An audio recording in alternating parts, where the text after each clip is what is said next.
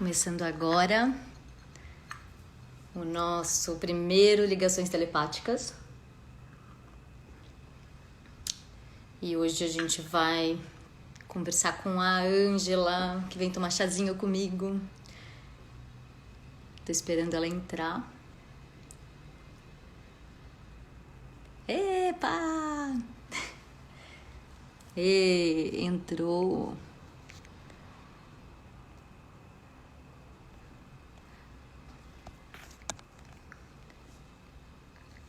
E agora... Isto, peraí. Vamos lá, consigo fazer? Deu certo, tá entrando.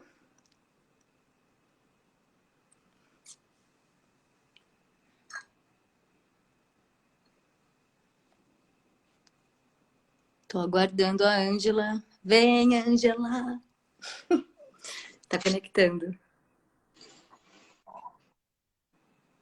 Ah! Bem, enquanto a Ângela entra, eu só vou contando um pouquinho dessa ideia do chazinho, dessas conversas e da ideia de criar esse bate-papo.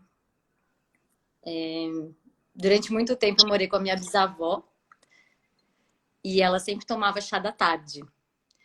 E era um desses chás que a gente falava das coisas mais interessantes, divertidas, profundas. E aí eu pensei que seria um bom motivo para convidar os amigos para matar a saudade e para a gente filosofar um pouquinho sobre as coisas. Peraí, acho que a Ângela não conseguiu.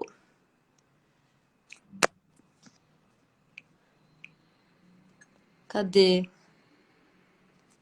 Ângela, pede de novo. Isso. Adicionar.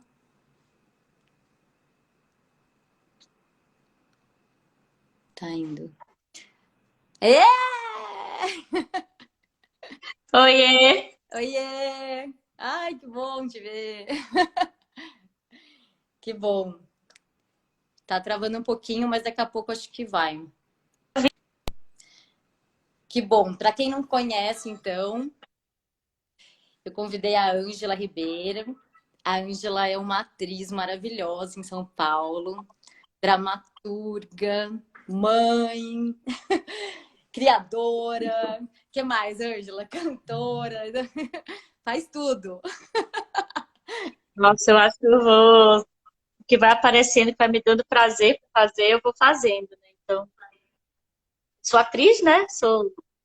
Acho que sou designer, sou DJ às vezes. Verdade, Eu DJ gosto de também. cantar. Então, eu acho que, inclusive, isso que você falou, né? Eu acho que a maternidade, ela nos pluraliza, assim, né? Acho que até antes de ser mãe, eu achava que eu ia ser só uma coisa, e depois que eu me tornei mãe, eu vi que eu poderia ser muitas outras coisas, assim. Mas eu estava te ouvindo no começo da história. Estava falando da tua avó que tomava chá. Na minha vida. E, É, e eu acho que a gente é muito mais do que a gente pensa que a gente é, né? E às vezes a não, gente quer ser uma coisa e quando a gente vê, a gente é outra coisa. Tipo, total. A gente cria um planejamento para a vida e aí nunca, mas nunca vai ser exatamente aquilo e nem perto daquilo que a gente imaginou, né? Eu acho que é muito, muito isso mesmo, né? E hoje eu queria muito conversar, né? Eu estava pensando assim, né? O que que a gente poderia conversar? E me veio muito essa coisa do que eu até comentei com a Ângela do controle que a gente faz com a gente mesmo. E eu pensei, assim, para mim começar a fazer essas lives já é uma tentativa comigo mesma de soltar o controle das coisas, né? Porque o ao vivo, ele é isso, né? O ao vivo cai a conexão, derruba coisa. Tipo, antes de começar, minha gata acabou de derrubar um vaso aqui na minha casa, caiu um monte de terra de novo. Ele, né, ele rompe com isso. E isso que você falou, né? Que a vida, a maternidade te trouxe essa coisa de, nossa, eu comecei a ver que eu podia ser muito mais. É você realmente abrir um espaço assim na sua vida para todas as possibilidades. Você realmente sair, né, do seu controle de expectativa de você mesma. E aí, eu queria que você, assim, não sei se em algum momento, eu queria que você falasse um pouco sobre como você lida com isso. Ou como é que é isso na sua vida? Como é que bate? Olha, como uma boa sagitariana, eu acho que eu nunca fui uma pessoa, sei lá, do planejamento, né? Então, isso sempre foi e não foi uma questão para mim, porque ao mesmo tempo eu considero que eu fui uma desbravadora. Então, e eu percebi ao longo do tempo que tudo aquilo que eu planejei aconteceu de um jeito diferente, da maternidade, por exemplo, né? Eu achava que com 30 anos eu ia ser mãe. Com 30 anos eu me separei do meu primeiro casamento, né? Eu fiquei casada há 7 anos e aí eu percebi que, assim, todos os planos que eu tinha feito, eles não dependiam só de mim naquele momento, né? Então, aí eu fiquei 3 anos, né? Fiquei 3 anos pela primeira vez, assim, solteira na vida. Eu nunca imaginava que com 30 anos eu tava... Porque eu vim de Belém, né? Em Belém eu sempre, assim, eu namorava... Acabava o namoro, começava a namorar outra pessoa, né? Tem um pouco... Era um pouco... Desde os meus 12 anos eu acho que eu namorei sério. Então eu me senti completamente livre com 30 anos e era exatamente quando eu pensava que eu ia ser mãe, assim, que ia constituir uma família e tal. Aí depois eu casei, né, de novo, com o Thiago, que é meu companheiro, que é pai dos meus filhos. E quando eu pensei que a gente fosse engravidar, eu separei. A gente se separou por um tempo, né? Que era quando eu ia concluir a IAD. Então, todos aqueles planos, novamente, que eu tinha pensado, não aconteceram. Eu falei, gente, ou eu não vou ser mãe agora, ou alguma coisa maior aí tá querendo me dizer. Porque eu acho que também é muito importante, às vezes, a gente ouvir o que o acaso está falando, porque a gente não tem controle de nada, né? A gente não tem. Olha o que está acontecendo agora. Eu achei que ia estar em cartaz até final do ano, com os infantis, né? Tudo organizado, né? E aí vem uma suspensão do tempo que te mostra que nada daquilo que você tinha planejado vai acontecer, né? E que, além disso, as coisas estão acontecendo de uma maneira que a gente nunca imaginou, né? Então, acho que o acaso também dá esse lugar da reinvenção. E uma coisa muito louca que a maternidade veio assim para lacrar é a coisa do parto, né? Então, os meus 2 partos, eles foram cesárea. Eu me preparei completamente para ter parto normal. No primeiro, eu não tinha tanta consciência não tinha, eu não tinha tanto aprendizado, não tinha tanto conhecimento sobre o parto normal, mas eu Humanidade. queria, né? Na minha segunda gestação, não, eu tinha uma doula, uma parteira, eu tinha um plano de parto, minha bolsa estourou, nas duas minha bolsa estourou. E aí, quando chega na hora do parto, você vê que não é você que domina, entendeu? Deixa eu só trancar a porta, porque é isso, né? Tem as crianças aqui, eu não domino. Então, daqui a pouco elas Não, entram a aqui. gente... É engraçado você falar isso do parto. Hoje mesmo eu li um depoimento de uma amiga atriz também, da Camila, no Facebook, que ela, não sei se você chegou a ver, que ela estava narrando exatamente isso, que ela fez todo um preparo para o parto, parto humanizado, não sei o quê, né? Só que na hora deu um problema e ela intuitivamente falou, não, eu vou para cesárea. E na hora ela achou que ela estava desistindo, que ela estava sendo fraca, e no fim foi uma puta intuição que ela teve de mãe, porque o bebê, se tivesse continuado, ia morrer. Ela salvou o filho dela, né? Então, Exatamente, né? E a maternidade, ela dá um instinto pra gente que é muito louco, né? Que aí eu acho que a nossa intuição se abre, né? E eu sinto que eu não tinha toda essa intuição antes. E aconteceu exatamente a mesma coisa comigo. Os meus 2 partos, eu fui para a sala de cesárea já com 10 horas de trabalho de parto, com 10 centímetros de dilatação, tanto o Joaquim quanto o Bento já coroando. E aí eu falei, gente, não dá mais, já está sendo agressivo para os meninos, principalmente, né? E aí eu falei, quando as médicas falaram, né? Inclusive, para ir para a sala de cirurgia, Eu fui bem tranquila, assim. Tanto no primeiro eu acho que eu estava meio inconsciente, eu tinha tomado bastante anestesia, no segundo não. No segundo eu não tomei. Eu tomei, assim, na última meia hora, porque se você toma anestesia, você ganha mais um tempo ali para o trabalho de expulsão, né? E eu falei, não, gente, eu tô bem tranquila, assim, né? Então, o meu puerpério da primeira maternidade para a segunda, embora eu tenha tido baby blues das duas, que eu também, na primeira eu não sabia o que que era essa depressão pós-parto que a maioria das mulheres tem, que não é a depressão alongada, mas é a depressão por um período curto, Que também é uma que é coisa uma outra. que sai do controle total, né? Porque você não escolhe, Completamente, assim. vem. Uma melancolia que eu nunca senti, e eu falei, gente, o que está acontecendo comigo? Como que eu lido com isso, né? E a gente não controla, mexe muito nos hormônios, né? E aí eu vejo que a maternidade, ela veio para lacrar isso, porque assim, a gente não controla nada, né? E depois que os filhos nascem, a gente não controla nada. Eu vejo que assim, a gente tem uma organização mínima da vida, né? Porém, isso pode ser mudado a qualquer momento, a cada segundo, né? Então, uma coisa que eu penso muito sobre isso é quanto de expectativa a gente cria sobre as coisas, né? Nossa, Eu isso é costumo... muito, assim, muito, né? Tem uma história muito engraçada que eu lembro. Você lembra que o Boris Casoy tinha um programa de entrevista, sei lá se era domingo, à noite, faz muito tempo isso. Eu morava com a minha bisavó, Lembro. morava Chá. E a gente sempre assistia junto. E eu, assim, fã de Gal e tal, e eu lembro que a Gal era entrevistada do dia. E a gente, eu pelo menos naquela época, colocava assim, os artistas num pedestal muito alto, assim, né? Um ser perfeito.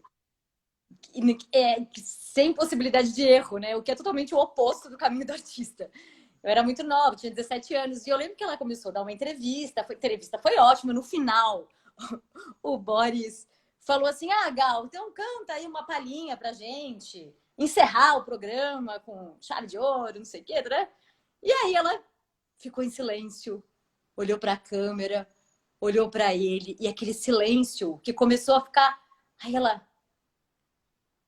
Me deu branco, não lembro. Eu não lembro uma música minha. Eu preciso... Caramba. Gente, a Gal. Eu lembro que eu vi aquilo, pra mim, fez tipo, detonou uma coisa dentro de mim, dessa possibilidade do erro, que é fundamental pra vida, pro artista, mas pra todo ser humano. De não saber, né? Mesmo aquilo que seria o mais, o mais orgânico pra ela, né? Ela fala, não, eu sempre canto ali com a Nossa, letra, porque às vezes não, eu sinto que essa grande. Ó, é tanta travou. coisa do controle que a minha conexão aqui ela tá travando às vezes. Espera aí, deixa eu ver o que eu posso fazer. Porque eu organizei todo um cenário, e eu virei pro outro lado, porque não estava dando pro lado que eu estava, que a conexão não tá muito boa. Eu acho que esse lance de você se permitir errar é a libertação da vida, assim, né? Eu acho que eu fui muito mais feliz na verdade, eu acho que eu sempre fui uma pessoa que de certa forma, carpintei, assim, os meus fracassos, sabe? No sentido de... Sempre usei muito esse lugar do que é a fragilidade humana para minha criação, como atriz, né? Então, de alguma maneira, isso sempre foi um pouco motor para... De algum jeito, eu não sei se pelas carreiras, né? Porque eu sou formada em comunicação. Então, por exemplo, eu sou redatora. E às vezes trabalho como diretora de arte. A gente está sempre suscetível à aprovação, né? Hoje eu já não trabalho tanto nessa área, mas a gente sempre está suscetível à Eu aprovação. nem sabia que você tinha feito comunicação. Eu sabia que você era designer, eu lembro que você fazia os programas da companhia da Paula Arruda, lá do Pedro, mas você fez comunicação aonde? Na Federal, no Pará. Eu fiz No Pará. comunicação na Federal, em Belém, me formei lá, vim para São Paulo fazer SPM, fiz a escola de criação, e aí voltei a fazer teatro aqui. Quando eu entrei na oficina do Sátiros, depois acabei entrando também lá no grupo, fiz o Caspar com eles, e aí aconteceu também uma reviravolta na minha vida. Então, quando eu achei que eu ia estrear a peça, 2 dias antes eu saí da peça. Então, né? E ali Outra. eu me lembro que naquela época eu ainda criava muita expectativa sobre as coisas. Isso não significa que eu não tenha ambições ou sonhos, pelo contrário, eu tenho muitos sonhos. E só que assim, compreendendo que existe uma jornada até você chegar em algum lugar, né? E isso também tem que ser olhado, né? Essa travessia até você chegar em algum lugar. E isso por si só já te dá um aconchego de que coisas já estão acontecendo, né? Eu costumo dizer que assim, quando você tem 0% de expectativa, você tem 100% Realização, né? de satisfação, porque Total. a gente é criado, até uma coisa falando um pouco da criação dos filhos, né? De que a gente precisa acertar, ser bom, as competições e tudo. E eu nunca fui uma competidora, eu nunca gostei de competições na escola, Olimpíadas, essas coisas. Eu sempre gostava de uma parte mais artística, né? Que eram as apresentações de dança, as exposições, os cartazes. Eu não entendia o porquê disso. Eu sempre achava que todo mundo poderia chegar junto. E que se a gente chegasse junto, a gente conseguiria chegar mais feliz e ninguém ia ficar triste, né? Maravilhoso. E eu acho que isso é muito importante, né? De perceber essa coisa da partilha mesmo, que às Da vezes quando... colaboração, né? Exatamente, quando alguém tem e eu não, é, é como se de alguma maneira aquilo também me realizasse, né? Eu falo para os meninos muito, né? Eu tenho falado muito para eles, uma ficha que caiu o dia desses. Não tem isso, né? Um brinquedo de um é um brinquedo de outro. Porque aí você ensina também essa coisa do controle, isso é meu, né? E Total. não, né? O Joaquim, o Bento quebrou o meu brinquedo. Eu falo, filho, esse brinquedo é de vocês têm que cuidar. E não tem a menor graça se vocês não brincarem juntos. Nossa, maravilhoso. É muito mais legal se vocês brincarem juntos do que você ficar ali sozinho num canto brincando e teu irmão no outro brincando. É muito chato, né? Então Até é melhor que... é transitório, tudo é transitório, né? É isso, nem é meu, porque ele passa, né? Tudo passa. Então, esse movimento que você está falando é maravilhoso, né? De partilha, de dividir e acho que a não posse vem de um conceito de trans... transitariedade, de trânsito na vida, né? De você, porque quando você está sempre em movimento, em fluxo, você nunca possui nada. Mesmo as suas conquistas, depois elas já deixam de ser, né? Eu fiz uma peça com o Walter Breda, sabe? O Breda, ator em São Paulo, um ator bem antigo, maravilhoso. E ele tinha ganhado o Shell há pouco tempo. E você também ganhou o Shell recentemente, né? Pelo texto Refluxo, maravilhoso, dirigido pelo Lenati. E eu lembro que o Breda, eu falei, e aí, Breda, como é que é? Ganhou o Shell? Ele, pior coisa que aconteceu na minha vida. Depois que eu ganhei esse Shell, eu fiquei 2 anos sem trabalhar, ninguém me chama. É maravilhoso, né? Você cria uma expectativa. Caramba! Mas pra mim, Daniel Shell foi muito legal. Me abriu muitas portas. Mas é muito doido, né? Como isso. Mas teve uma hora que eu fiquei com um pouco de receio, né? Não é nem medo a palavra, de que eu não trabalhasse mais como atriz, né? Porque aconteceu uma coisa muito louca, completamente inesperada. E foi muito doido porque eu descobri que eu tava grávida no dia que o Refluxo estreou. E eu tava morrendo de medo, porque foi uma maternidade. O Bento, ele não foi planejado, ele foi um filho do carnaval, assim, então, tipo, eu tava morrendo de medo enfim, do mundo, da questão da existência, tudo que a gente sabe quando a gente trabalha como artista, todas as questões que a gente tem. E eu me lembro que foi até a Paulinha que me falou, ela falou, meu, fica tranquila, quando um filho nasce, ele já chega com um pãozinho debaixo do braço. E aí ela fez um mapa para mim maravilhoso, pouco antes do refluxo, que ela falou, olha, vai acontecer alguma coisa na tua vida com relação à escrita, vai ser muito legal, assim, muito grande. Eu não tinha noção, porque eu fiz o núcleo do SESI, que foi um divisor de águas na minha vida, né? Eu sempre gostei de escrever, mas acho que ali foi onde eu entendi que isso poderia ser uma profissão, assim. Eu já era redatora em agência, mas estou falando para teatro, né? E aí o refluxo aconteceu. Eu me lembro que em algum momento, o filho do carnaval, foi o filho do carnaval, a Nath está falando disso. Gente, e foi ali um carnaval, eu aproveitei muito o carnaval, nunca imaginei que eu tivesse grávida. Mas aí, bom, e aí o Bento nasceu, e aí a peça, né, foi montada. Eu me lembro que no núcleo do SESI, quando eu estava fazendo ainda, em algum momento, um amigo ou uma amiga minha que não eram do núcleo falaram, nossa, mas você está escrevendo uma peça com 8 personagens, mas essa peça não vai ser montada. Eu falei, olha, eu tô lá para aprender a escrever, né? Eu quero desenvolver a minha escrita. Eu não tô lá pensando já que a peça vai ser montada. Na verdade, eu nem tô pensando nisso, porque isso vai me limitar, né? Isso vai me limitar. Eu quero Sim. escrever uma peça. Para mim é importante que tenha 8 personagens, que seja dentro de um elevador, tá. Bom, tive a sorte da peça ter sido montada, de ter ganho prêmio. E depois disso, aconteceram coisas muito loucas, assim, né? Eu virei uma dramaturga, oficialmente. Nome registrado ali no subtítulo. Aí, nome, então, apresentada como dramaturga, né? E não mais como atriz. E eu amo atuar, Mas eu você é amo. maravilhosa, atriz maravilhosa. Vamos falar aqui. Obrigada. Mas aí eu fiquei assim, sabe quando você fica assim? Eu fiquei com uma coisa, falei, ai meu Deus, será que eu nunca mais vou para um palco assim? Eu falei, não, imagina. E nada, não vou reclamar, tá tudo acontecendo e é muito maravilhoso, assim. E aí acontece que hoje em dia as coisas acontecem paralelamente, né? Eu acho que eu nunca fui. Uma das grandes questões, quando eu ia apresentar meu portfólio numa agência, é que os meus materiais, as peças que eu levava, elas não tinham muito texto, elas tinham mais uma imagem. E aí as pessoas não entendiam. Eu falei, mas você é uma redatora, aí você traz um anúncio. Eu falava, gente, mas para mim uma imagem, ela também é. Ela é texto, né?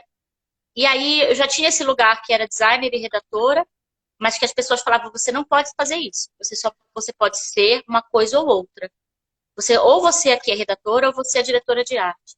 Nossa, é. E aqui estava um nó na minha cabeça. Eu falava, gente, mas como assim?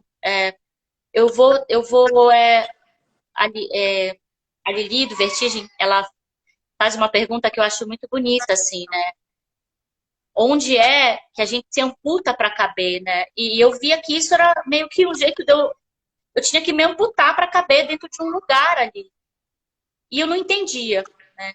Então, eu sinto que hoje os lugares que eu trabalho, ainda como publicitária, como comunicadora, como criativa, né? Porque não tem mais uma coisa ou outra, são lugares onde eu sou bem livre, assim, inclusive para discutir as ideias, assim.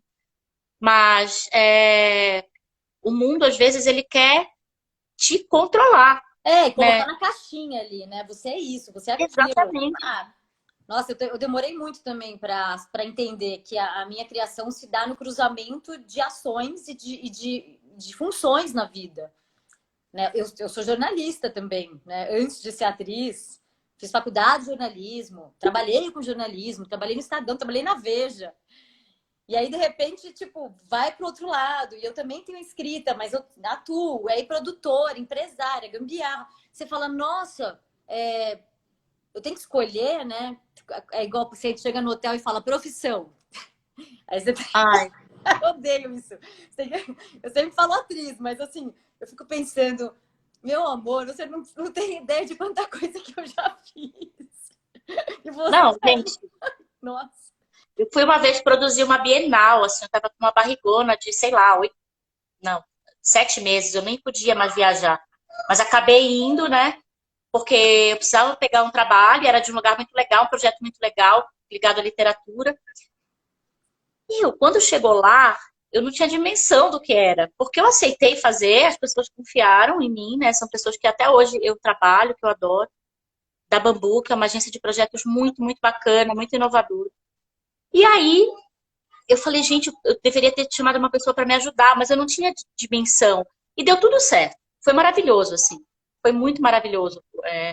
Mas uma hora eu falei, caramba, olha isso, eu dei conta de fazer uma produção no meio da Bienal, uma barrigona dessa. Eu falei, bicho, joga qualquer coisa no meu peito que eu faço. Sabe? E andando de um lado para o outro, carregando marmita, sabe uma coisa, um trabalho que eu não tinha dimensão, né? Ajudando os atores a se maquiarem, fazer visagismo. E eram umas maquiagens assim, tipo Don Quixote, sabe? Eram umas coisas Foda. difíceis de fazer. E aí, que a Rô, que era do CPT, né? A A Rosângela Ribeiro, Rosângela. a Rô foi comigo, ela passou um final de semana comigo, depois ela voltou. E aí ela ensinou, né? E aí eu ficava depois acompanhando os meninos. Mas eu falei, gente, é um pouco desse lugar, né? A gente tirar um pouco a dificuldade das coisas, né? Se eu olhasse para o tamanho daqui, eu ia falar, gente, eu jamais vou conseguir fazer isso. Mas eu falei, beleza. Tudo tá ligado à criatividade. É, Então eu já vou estar lá com pessoas que confiam em mim, Chamei também pessoas muito legais. Eu acho que a rede de apoio também é uma coisa que conta pra caramba. Na hora que você vai fazer alguma coisa, né? Você convocar pessoas que você confia para fazer Total. determinadas coisas. Então, inclusive para a gente soltar o controle, né? Que é quando você está na rede de apoio que você confia nas pessoas. Gente, se uma hora eu falo, olha, hoje eu não consigo, eu sei que tem alguém que vai fazer. E na hora que esse alguém fala, olha, não tô, hoje não dá, eu vou lá e faço. Entendeu? Total. Eu É acho isso, né? É você. A gente volta no começo da conversa, como você estava falando da colaboração, né? De trabalhar o coletivo, de você estimular essa rede de apoio igualitária, né? Você mudar o conceito de hierarquia do chefe, do funcionário, do outro funcionário, do outro funcionário, do funcionário, do funcionário. Não, a gente está falando de um trabalho coletivo, né? De quanto isso é importante para todos os trabalhos, não só o artístico, né? Eu acho que a gente trabalha com arte e acaba tendo uma percepção disso mais rápido ali no dia a dia, mas isso se expande para todas as profissões, para tudo, né? Eu é, eu estava dando uma olhada assim numas matérias antes, né, de começar, e aí eu achei tão lindo o discurso que você falou quando você ganhou o prêmio Shell, Ângela. Você nem deve lembrar, assim, às vezes a gente fala as coisas e vem o que vem na cabeça. E aí eu até anotei, eu achei tão lindo. Você coloca assim, ó, dedico esse prêmio a todos aqueles que não desistem, que acreditam em palavras como amor, esperança e resistência. E aí eu fiquei pensando nessa resistência, que a resistência é soltar o controle. Porque o mundo atual, ele trabalha no controle. Olha que lindo. não, não é porque, gente, é que nem isso, né? O lance do controle. Muita gente falou, você não vai escrever um discurso? Eu falava, gente, mas é muito pretensioso escrever um discurso. Não, mas você tá, né, tá lá, pode ganhar e tal. Eu falava, não, não vou fazer isso. E aí, na hora que eu subi, né? E olha que loucura, se eu tivesse escrito um discurso, ele efetivamente não ia ser o que eu te teria escrito, porque foi bem na semana que a Marielle foi executada. E não tinha outra coisa, né?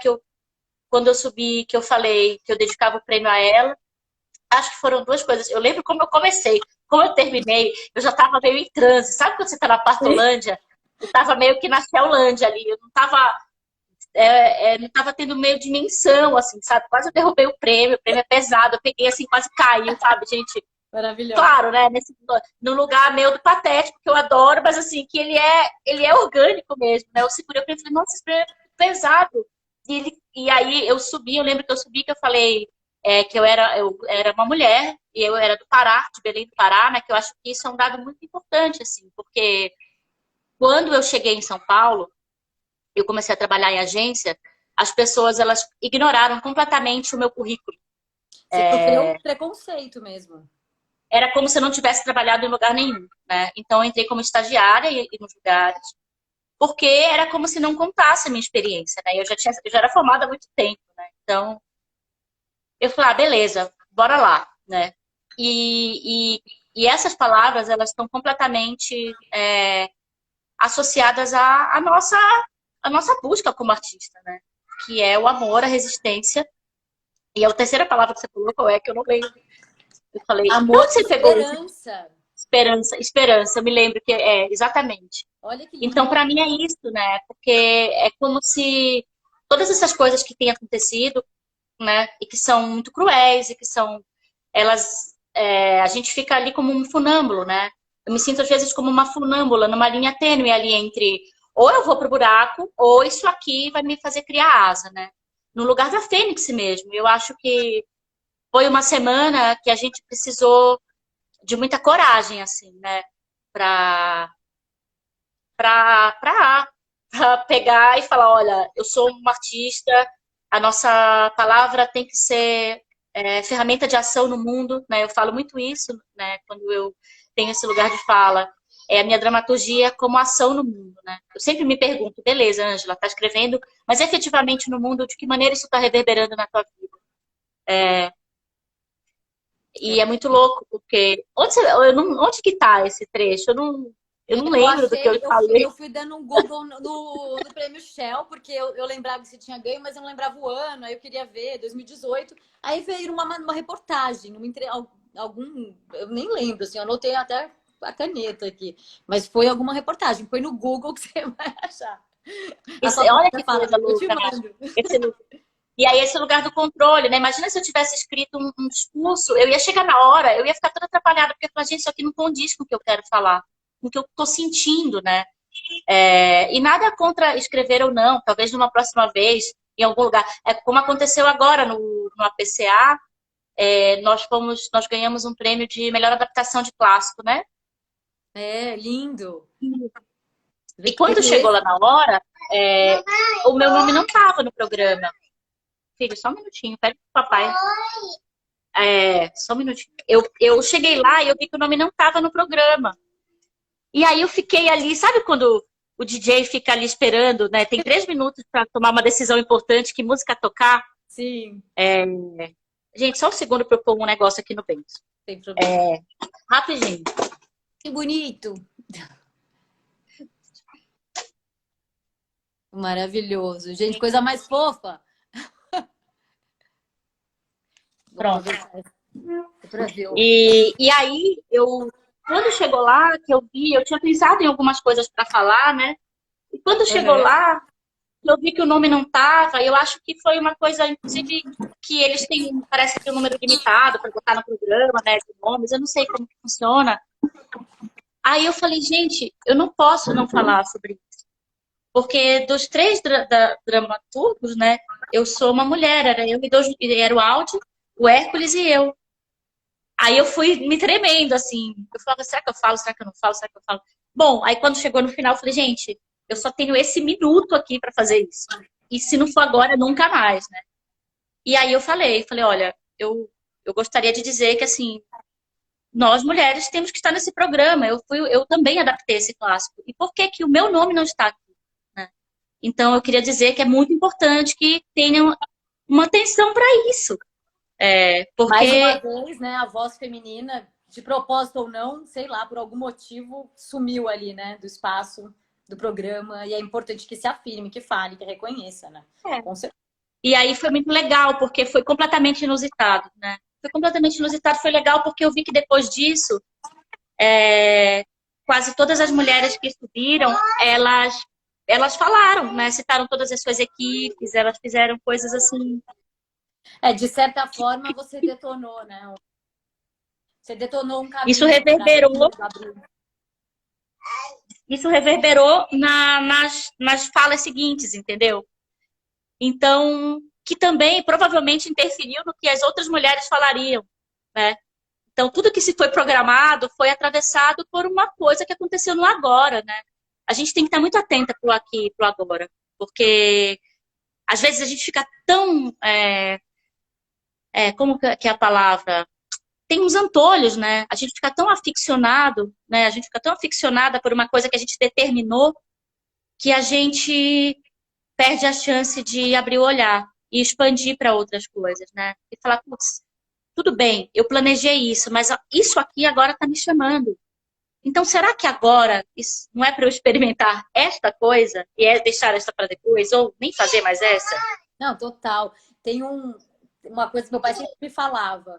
Às vezes você quer muito uma coisa, mas para você chegar até essa coisa, sua vida vai passar por inúmeras outras. Ou você vai para um outro caminho para chegar lá depois. Ou talvez você nem chegue mais lá. Talvez o seu objetivo mude no percurso. Mas o mais importante é continuar caminhando. Conectando, atenta, presente e observando tudo aquilo que te atravessa. E é muito isso. Né? Atenção e presença a todo momento para a gente, né, poder criar a partir do presente, a partir daquilo que é e não daquilo que vai ser, o que você quer que seja, né? Porque às vezes nem... Então, gente, a gente quer que seja, mas é tudo diferente, assim, né? Isso não significa que a gente não possa ter planos. Significa que a gente tem que estar aberta e porosa para as transformações, porque é isso que nos deixa frustrada, né? É isso que cria esse lugar de frustração. É planejar, não acontecer, né? E é isso. E volto a dizer a coisa da infância. A gente é criado para dar certo, né? Desde pequeno. A gente é criado para isso, para aquilo e para aquilo, e uma hora alguém te fala, meu, tá, beleza, tudo aquilo que te ensinaram tem mais essa parte que é a parte da frustração, que é a parte do fracasso, que é a parte de perder, que é a parte de lidar com o inusitado, que é a parte de entender que tudo aquilo que você planejou não é absolutamente nada daquilo que você sente que quer fazer, né? Então, e beleza, né? Como que a gente também, existe um lugar da autoempatia, né? Que é respeitar o nosso sentir, né? Porque às vezes fica aquela briga, que é uma coisa até que eu questiono às vezes, que a cabeça e coração, eu não acho que eles estão tão dissociados assim, né? É uma coisa também que foi criada, né? Que é o coração, o racional e o emocional, racional e emocional, né? A coisa do paixão e do amor. Eu falo, gente, mas como que eu não posso ter paixão dentro de um amor? Eu não entendo isso, né? Sempre falava, ah, isso é amor, ah, isso é paixão, ah, isso é... Tá, de novo, a sociedade querendo colocar nome nas coisas e dividir, né? Porque uma coisa tá junto, né? É isso, vai atravessando o mental, o emocional, o espiritual. É, né? Tipo isso, né?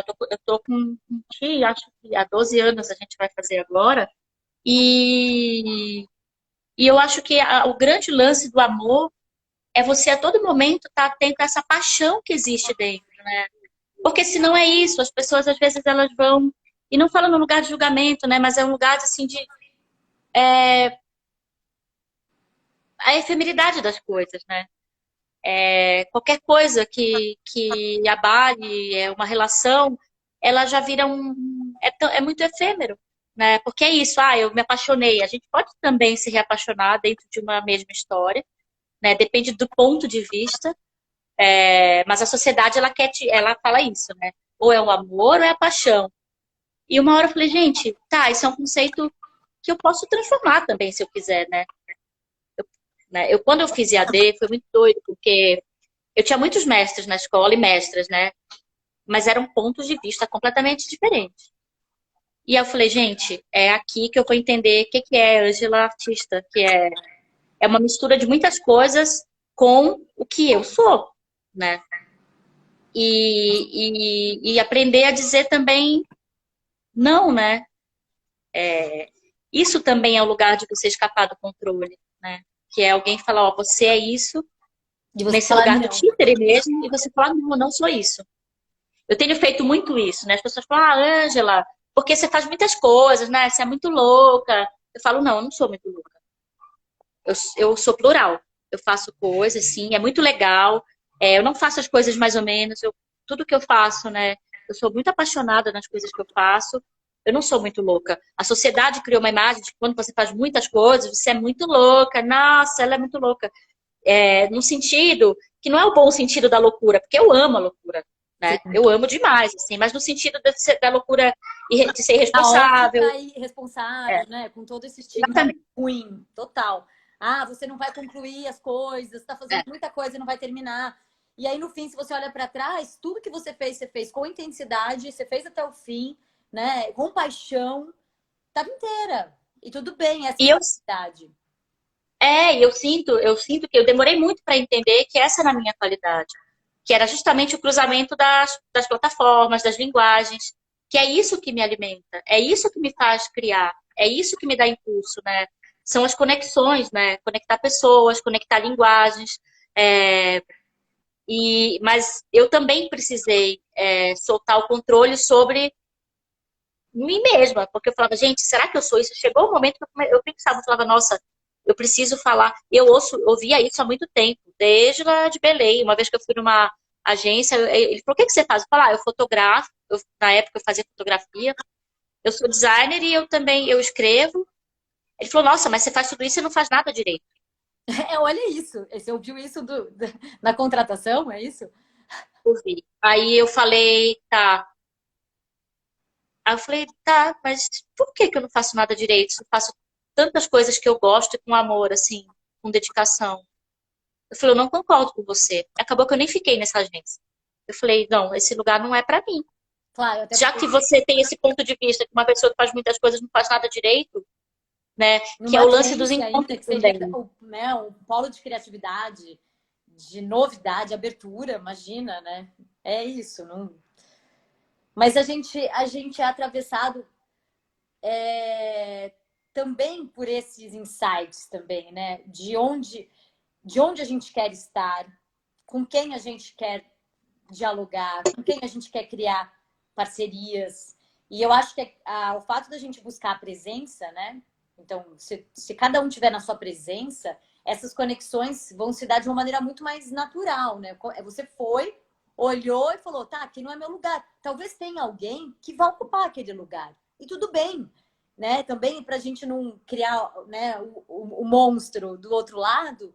Não, existem pessoas que vão viver bem ali e só que não é o teu caminho, não é o meu, não é de outra pessoa. Eu acho importante a gente estar atento a isso, né? Quem são os meus pares criativos, amorosos e se unir a esses, né? Para criar esse. Porque a coisa flui, né, Ana, quando a gente encontra os pares, né? Quando você encontra ali, sei lá, uma roda, um grupo, um coletivo, que você fala, caramba, eu tô em casa, né? Que tem um lugar, eu acho que eu me identifico muito com esses lugares que tem mais porosidade mesmo, né?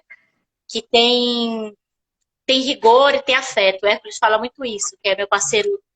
O Hércules, sabe o Hércules Moraes, né? Faz o shot comigo, o Oliver. Ele fala muito sobre o rigor e o afeto, né? E eu acho que isso é super possível, porque aí é isso, né? Como se você criasse ali uma cama, pudesse se soltar, você sabe que a coisa vai dar certo, porque existe uma identificação ali, uma empatia, né? Quando as coisas estão nos lugares certos, né? Se é que existe certo e errado, mas do ponto de vista do que, tá, eu tô aqui, eu sou essa pessoa que eu gosto de fazer um monte de coisa. Tem lugar para mim, né? Quando eu fico querendo me encaixar num lugar, né? E fazendo isso, né? Que ele fala, né? Do se amputar para caber, é óbvio, né? A gente já sente que daqui a pouquinho a gente vai ser infeliz, né? A Vanessa que está aqui, ela escreveu aí, não se demorar, que é uma coach maravilhosa, né? Onde não é o seu lugar. Porque às vezes a gente demora. Por quê, né? Por que que às vezes o ser humano demora para sair do lugar que não é o dele? Porque tem medo, né? Porque ele também tem expectativa, a expectativa que ele criou em estar naquele lugar, que depois ele se frustrou e não é. Então, às vezes a gente tem um tempo, né? E às vezes ele é alargado demais, gera um sofrimento para a própria pessoa que está nesse processo. Então é muito importante a gente estar realmente atento para não se demorar nesse lugar, né? Mesmo de, pô, aqui não é, tá ruim, se escuta. Então o que eu quero fazer, né? Pá, então acho que não é aqui, eu vou para outro lugar e é ter a coragem, né, de tomar a decisão e de partir para um outro caminho. Né? E isso é uma coisa muito doida também, que eu penso muito que as coisas da infância, né? Eu fui criada de um jeito bem livre, assim, sabe? Eu acho que eu não me lembro de ter ficado de castigo, acho que eu fiquei uma vez, né? Que é esse lugar do medo que é criado, muitas vezes na sociedade, né? Do castigo, da premiação, que cria um lugar que é o medo do desconhecido mesmo, né? Que é o medo do sofrimento, o medo de errar, o medo de fracassar. E isso, às vezes, não que a gente controle, mas é a sociedade que controla a gente nesse lugar. E quando você percebe, eu falo que assim, é um portal que você passa. Quando você entende que o arriscar pode fazer com que você ganhe muito mais tempo e expansão na vida, é uma chave que vira. Né? Que E você não tem aí, que provar nada para ninguém, né? Você exatamente. só Né? tá. E toda a expectativa que criaram sobre você, ela é uma expectativa que, desculpa, pertence a você, ela não é minha, né? Porque às vezes é isso. Nossa, mas eu achei que você... Nossa, mas eu achei que você... Olha, mas isso foi o que você achou sobre mim, né? E tudo bem se eu te frustrei nesse sentido. Eu sou o melhor que eu posso, né? Porque perder o medo de errar e o medo de ser boa, porque também acontece isso, né? A gente quer ser boa, né? Quer ser aceita, quer falar sim para tudo. E uma hora, gente, a gente começa sei lá, a coluna começa meio que vai declinando, assim, porque você fala, nossa, até que ponto a gente fica tão misturado as expectativas dos outros, das outras, né? E eu vejo que a maternidade é muito esse lugar também, né? Eu fico fazendo sempre essa ponte, porque a maternidade, para mim, é uma universidade da vida, assim, de como ser livre, né? Falavam muito para mim, os filhos escolhem a mãe que eles querem ter, né? Espiritualmente, os filhos já Eu vêm falo nesse isso lugar. também. Toda vez que eu me julgo, eu falo, não, calma, você me escolheu, tá tudo bem. Mas aí é isso, né? Existe a mãe que você é, a relação que você tem com seus filhos, e existe a relação que as pessoas querem que você tenha, né? E como é que a gente lida com isso? Fala, beleza, você fez isso desse jeito, e eu fiz isso desse jeito, né? Eu lembro que eu estava uma vez num grupo de mães, e alguém falou assim, ai, gente, nossa, a coisa da tela, né? Que é super complicada para as crianças, a tela, e agora vivemos um momento onde os nossos Só filhos estão tela. tendo aula online. E aí? O que a gente faz? Como que faz, né? Durante todo aquele tempo que a gente, né, Solta, né? fica Solta. exatamente, né? Aí vem uma suspensão aí planetária que fala, olha, seus filhos agora vão ter que ficar na frente da tela tendo aula, né? E a gente que tem, né, que nossos filhos estudam nessa escola que é muito incrível, que é a Midlin, que tem esse lugar de Maravilhosa. liberdade, de natureza, e estão fazendo coisas muito legais também, né? Só que na tela, né? Então, que resistência é essa que a gente precisa explodir com ela, né? E falar, olha, agora é assim que vai ser. E vamos parar de sofrer com isso, né? Exatamente. Por isso que eu acho que essa resistência ali pode até ter a questão da resistência política, mas essa é uma resistência com a vida, de soltar em todos os aspectos. Até no aspecto de querer uma vida, uma criação livre e não poder. Agora não dá, agora é na tela. Solta, solta. É agora na tela. É. E aí eu me lembro que nesse grupo de mães foi muito engraçado, isso já faz um tempo. Foi quando o Joca era pequenininho. E aí uma mãe falou assim, gente, como é que faz a coisa do celular? Tem horas que eu não aguento, eu tenho que deixar meu filho assistir a Peppa, a Galinha Pintadinha, porque eu preciso tomar um banho, eu preciso... Aí uma outra mãe falou assim, hoje eu até deixei cair o celular na cabeça do meu filho. E aí eu fiquei dando risada, eu falei, gente, maravilhosa. Porque eu acho que ela tava alguma coisa, o celular caiu na cabeça do neném. Eu falei, nossa, que libertador é você, né, cruzar com pessoas diferentes e que tá tudo bem que você deixou cair o celular do seu filho e tá tudo bem que isso e aquilo, porque certamente hoje essa mãe tá sofrendo menos do que a gente com essa coisa da tela, né? Não, total. Mas, bom, Adorei, isso. adorei isso do celular caindo na cabeça.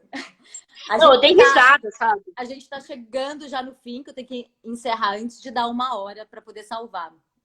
Então, eu queria muito ficar com essa imagem do celular caindo na cabeça, porque a live é um processo muito de errar, né? Porque é isso, o ao vivo, de errar, de se expor, Tipo, travou agora. ter o julgamento do outro, né? De não se importar com o julgamento do outro. Então, queria, assim, agradecer mesmo muito pelas suas palavras maravilhosas. É sempre bom te ouvir, conversar e agradecer pela troca, pela presença, nessa estreia minha aqui. E que espero que a gente se encontre muito aí na vida. Sim. Viu? Eu quero te agradecer muito o convite, muito, muito, assim, fiquei honrada com esse convite. Agradecer, eu tenho várias amigas de Belém que estão aqui, um monte de gente que eu amo, Paty, Tati, a Paula, a Angel, todos que estão aí.